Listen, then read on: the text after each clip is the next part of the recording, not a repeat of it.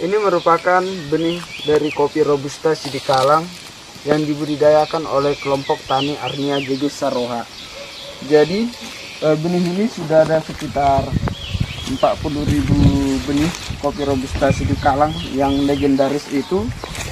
Jadi harapannya dengan adanya benih ini dapat mencukupi kebutuhan petani kopi Robusta Sidikalang yang beranggotakan dari anggota kelompok tani JG Saroha dapat menanam kembali atau meremajakan kembali kopi Robusta di lahan mereka masing-masing, supaya nama kopi Sidikalang yang legendaris itu dapat kembali berjaya seperti harapan dari setiap anggota kelompok tani.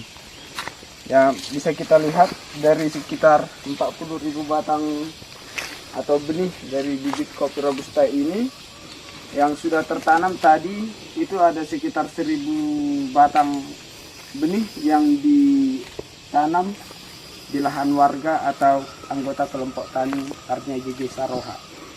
Demikian contoh dari benihnya.